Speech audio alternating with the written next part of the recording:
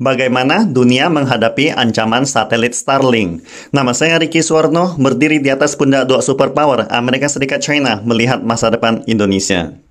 Ilmuwan China mempublikasikan hasil penelitian dalam jurnal akademik profesional yang mengatakan jika sebuah bom nuklir diledakkan di atmosfer puluhan kilometer, akan membentuk awan radiasi skala besar dan melumpuhkan semua satelit dan pesawat ruang angkasa di orbit rendah bumi di area tertentu. Meskipun ilmuwan China tidak menyebutkan secara eksplisit, namun media Amerika Serikat secara otomatis mengaitkan masalah tersebut dengan raksasa kedirgantaraan Amerika Serikat, satelit Starlink. Menurut kolom The War Zone di situs web The Drive Amerika Serikat, para peneliti di Northwest Institute of Nuclear Technology China telah membuat sistem model komputer presisi tinggi untuk menghitung konsekuensi senjata nuklir dengan hasil berbeda yang meledak pada ketinggian yang berbeda.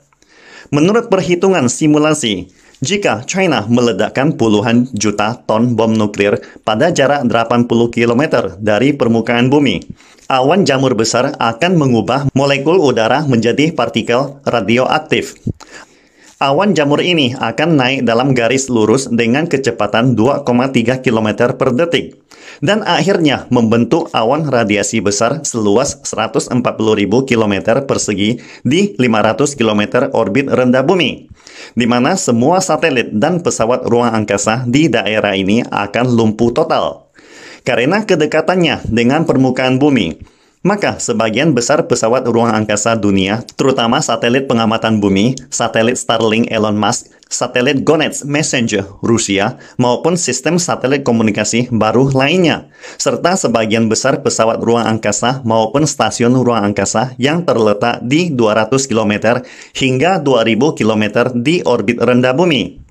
Media Amerika Serikat percaya bahwa hasil penelitian China ini adalah upaya mengimbangi senjata nuklir anti-satelit Amerika, sehingga dapat dengan mudah menghancurkan semua sistem satelit Starlink tanpa harus meluncurkan rudal balistik satupun.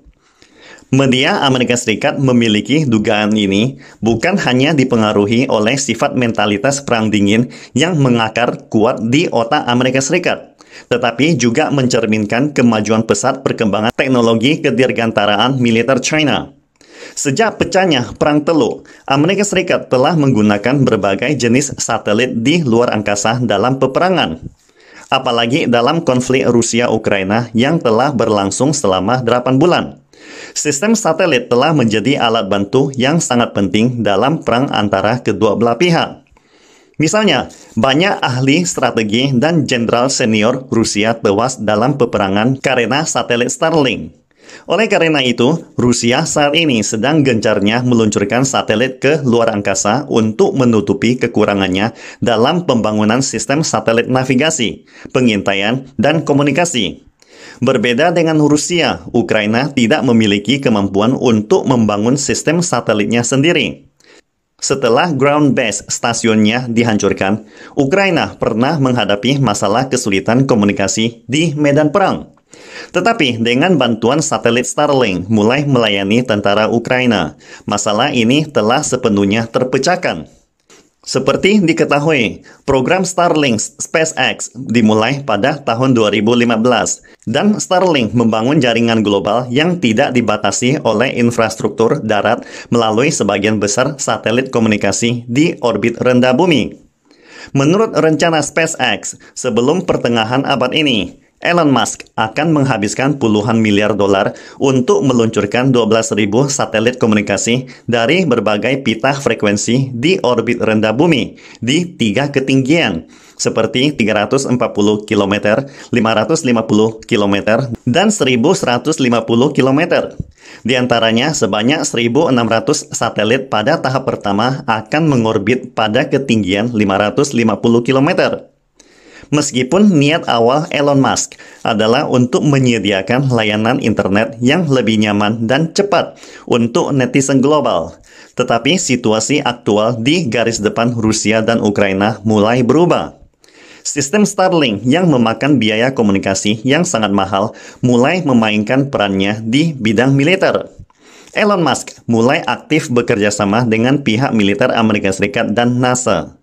Jika sistem Starlink selesai sepenuhnya, tidak diragukan lagi akan menjadi bencana besar bagi semua negara di dunia. Jumlah satelit dasar berskala besar ditambah dengan teknologi roket yang dapat digunakan kembali, ataupun teknologi peluncuran roket laut yang sedang dikembangkan dengan gencarnya oleh militer Amerika Serikat di bawah kepemimpinan NASA. Itulah sebabnya sistem Starlink sekarang tidak takut dengan senjata pembunuh seperti rudal anti-satelit yang hanya bisa menembak jatuh satu atau beberapa satelit ruang angkasa sekaligus. Bahkan jika beberapa satelit dihancurkan oleh senjata anti-satelit, Amerika Serikat dapat segera memindahkan satelit lain untuk mengisi posisi mereka dan mengisi celah dengan meluncurkan satelit baru dengan cepat. Inilah alasan mengapa militer Amerika Serikat begitu takut dengan hasil penelitian baru yang dirilis oleh ilmuwan China. Karena hasil ini telah membuktikan kepada dunia bahwa penghancuran massal satelit dan pesawat ruang angkasa di orbit rendah bumi dengan senjata nuklir akan melumpuhkan seluruh sistem satelit lawan, termasuk Starlink. Russia Today menekankan bahwa penghasut sebenarnya dari perlombaan senjata global di luar angkasa adalah Amerika Serikat. Misalnya, pada awal tahun 1959, Amerika Serikat memulai penelitian tentang senjata anti-satelit di luar angkasa. Setelah setengah abad eksplorasi, Amerika Serikat telah mampu menggunakan peralatan anti-rudal untuk melakukan operasi anti-satelit yang sebenarnya. Sampai pada awal tahun ini, pemerintah Amerika Serikat membuat janji bahwa Amerika Serikat tidak akan lagi melakukan uji coba rudal anti-satelit dan meminta PBB mengharuskan semua negara untuk mematuhinya. Tetapi tidak ada orang yang bodoh di dunia ini. Semua negara dengan mata yang tajam dapat melihat apa yang sedang dilakukan Amerika Serikat. Misalnya, Duta Besar Perlucutan Senjata China menegaskan di PBB bahwa China menyambut baik semua inisiatif yang benar-benar kondusif untuk mencegah perlombaan senjata di luar angkasa. Tetapi dengan tegas menentang segala upaya memakai kedok untuk memperluas keunggulan militernya atas nama pengontrolan senjata PBB. Dari reaksi dan protes media Amerika Serikat, kita sebenarnya dapat melihat bahwa China telah menemukan teknologi arah anti-satelit untuk mengimbangi ancaman Starlink terhadap semua negara di dunia. Apa yang benar-benar menakutkan Amerika Serikat bukan hanya hasil penelitian China itu sendiri, tetapi tingkat penelitian ilmiah yang luar biasa dan kemampuan untuk memperluas pemikiran dengan cara-cara baru yang telah ditunjukkan oleh para ilmuwan China ini. Pastikan Anda subscribe dan follow akun ini supaya senantiasa mendapatkan info terbaru tentang teknologi terkini AI berkaitan. Salam Indonesia Maju!